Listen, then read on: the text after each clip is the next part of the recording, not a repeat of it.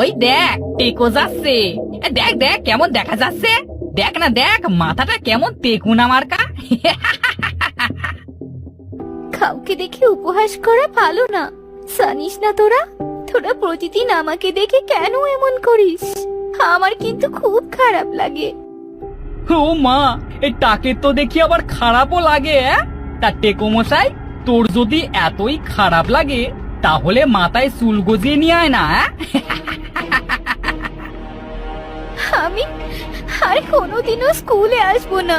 প্রতিদিন মানুষের উপহাস শুনতে শুনতে আমার সে কানটা বসে গেছে।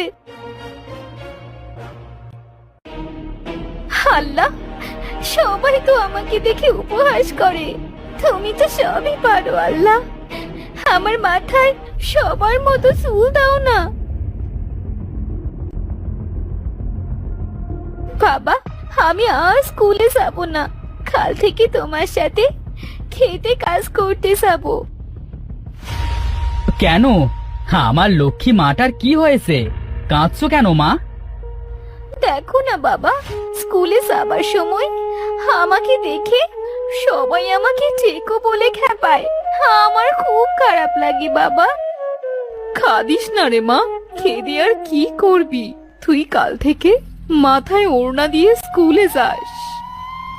না মা, আমি আর স্কুলে যাব না। তুমি আমাকে আর কোনোদিনও স্কুলে যাবার কথা বলবে না।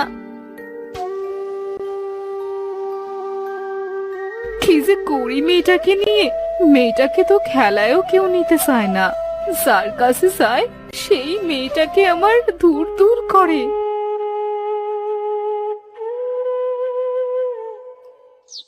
তোরা তোদের মেয়েকে নিয়ে এত ভাবছিস কেন? তোরা কি জানিস তোদের মেয়েটার ভেতরে এক অলৌকিক শক্তি আছে? কে তুমি? আমাদের মেয়ের সম্পর্কে তুমি এত কিছু জানো কিভাবে? আমার সম্পর্কে তোদের এত জানতে হবে না। কাল তো তোদের মেয়ের 12 বছর পূর্ণ হবে।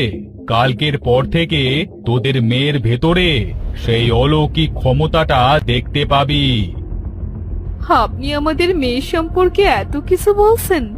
আপনি আপনার পরিচয়টা দিন বাবা।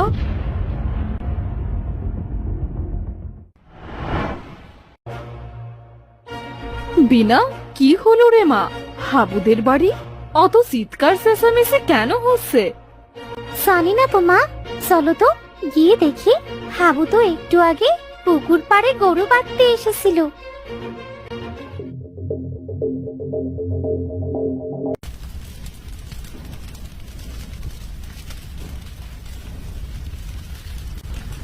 ওরে, আমার কি হয়ে গেল রে? আমার বাড়িঘর সব চলে গেল। এবার এবার আমরা কোথায় থাকবো রে?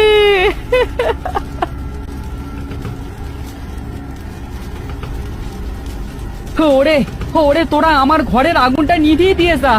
আমার ঘরটা যে পুড়ে গেল, আমি যে নিঃস্ব হয়ে যাব। মা দেখিছো এরা কিভাবে কাঁদছে? আমার যে খুব খারাপ লাগছে মা। আমার যদি ক্ষমতা থাকতো তাহলে আমি এদের ঘরের আগুন এক্ষুনি নিভিয়ে দিতাম। মা, মা, এটা কি হচ্ছে? দেখো আমার হাত থেকে কিভাবে পানি বের হচ্ছে। মারে, যেটা হচ্ছে সেটা হতে দে, এখানে বেশি কথা বলিস না। মারে, তুই আজ আমাদের অনেক বড় উপকার করলি। তোর এই ঋণ আমি কোনোদিনও ভুলবো না। মা বিনা, আমরা তোকে চিনতে পারিনি রে মা। না জেনে তোকে নিয়ে আমরা কত উপহাস করেছি। আমাদের ক্ষমা করে দে মা। কাকিমা, তোমরা যে তোমাদের ভুল বুঝতে পেরেছো এতেই আমি অনেক খুশি হয়েছি। মা, চলো বাড়ি যাই। হ্যাঁ রে মা, চল। তোর বাবা মনে হয় আমাদের খুঁজছে।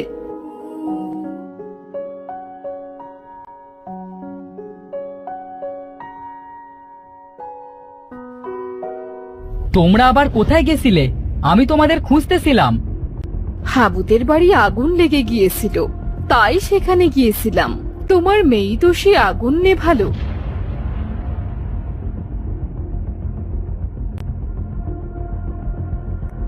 বলছো কি? তাহলে কি ওই লোকটার কথাই ঠিক হলো? মা, আমি তো নিজেই কিছু বুঝতে পারলাম না। আমার হাত দুটো উঁচু করার সাথে সাথে হাত থেকে পানি বার হলো কিভাবে? মারে, আল্লাহ হয়তো তোর চুল দেয়নি, কিন্তু দেখ অন্য সাইড হয়তো পরিপূর্ণ করে দিয়েছে, যেটা সবাইকে দেয় না। হ্যাঁ মা, তুমি ঠিকই বলেছো। গিন্নি, আমি খেতে গেলাম। ক্ষেতের পটলগুলা উঠিয়ে আজ ব্যাপারীকে দিতে যাব। মা বিনা, তুই কি আমার সাথে যাবি? হ্যাঁ বাবা, চলো, তাহলে আমিও তোমাকে সাহায্য করে দেব।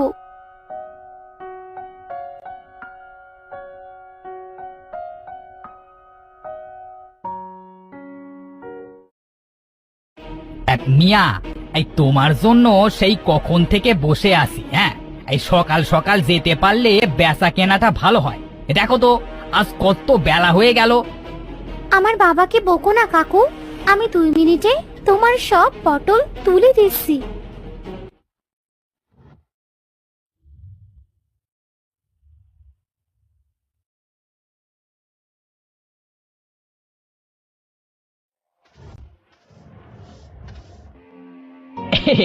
ভাই, এই তোমার মেয়েটা তো খুব ভালো।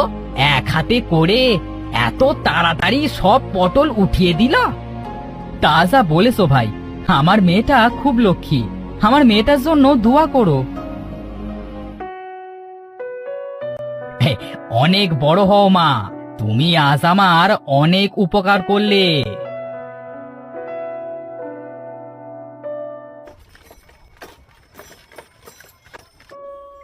মা বিনা, তুই যে একা একা এত কাজ করলি, তোর কি একটুও কষ্ট হয়নি? না বাবা, আমার তো একটুও কষ্ট হয়নি। আমার তো কাজ করতে ভালোই লাগছিল বাবা। তাহলে তো ওই লোকটার কথাই ঠিক ছিল। আমার মেয়ের মধ্যে সত্যি কোনো অলৌকিক শক্তি আছে।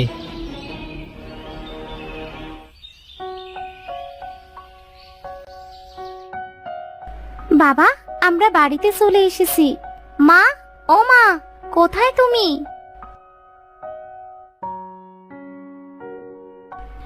এই তো আমি। এত তাড়াতাড়ি ফিরলি যে, তা কাজ কি সব হয়ে গেছে? হ্যাঁ, তোমার মেয়ে আজ এক হাতেই সব কাজ করেছে, তাও আবার ঝড়ের গতিতে। যাক, ভালোই হয়েছে। এবার তুমিও একটু শান্তিতে কাজ করতে পারবে। একা একা তো কাজ করতে করতে তোমার ভীষণ কষ্ট হয়। হ্যাঁ গো গিন্নি, ঠিকই বলেছো। গিন্নি, ভাত বাড়ো, খুব যে ক্ষুধা পেয়েছে, আগে দুটো খেতে দাও।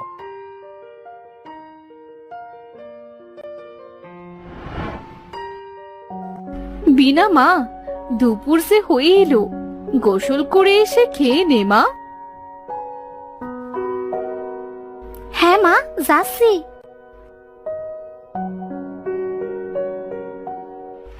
এই, ওই দেখ, ওই টাকুটা চলে এসেছে। এই দেখো না, টাকুকে সবাই কাদা মার। তোদের সাথে আমার তো কোনো ঝগড়া হয়নি, তাহলে তোরা আমাকে মারছিস কেন? এই তুই বাড়ি যা, আমাদের সাথে যেন গোসল করতে আসবি না। আমাদের সাথে গোসল করতে আসলে কিন্তু তোকে আমরা পানিতে ঠেসে ধরব।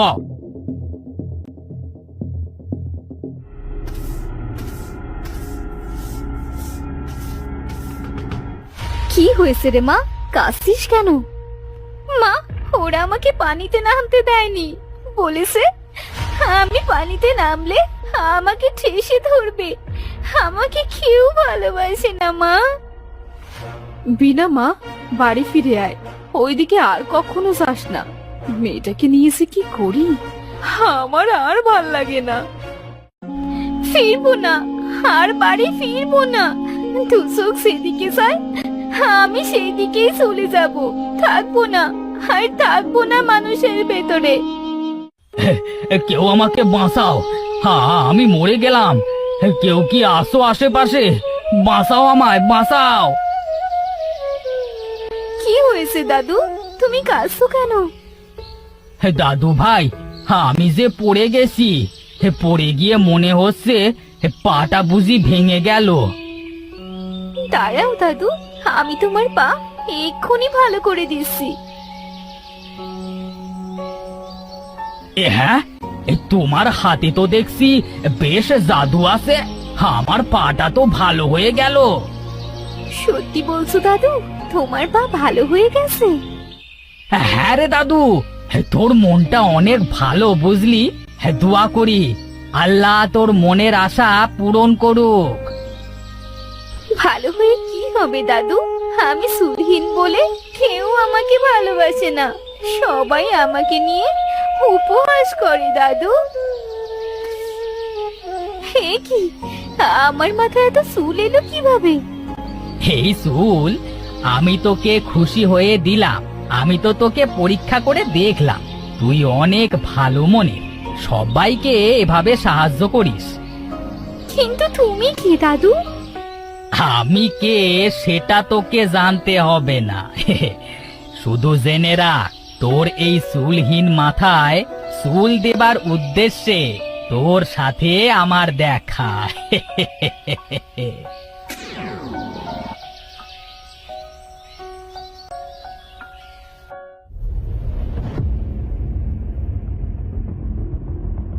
কি রে মা, তোর মাথায় এত চুল আসলো কিভাবে? মা, এটা যে আমার কর্মের ফল, শুনবে তুমি?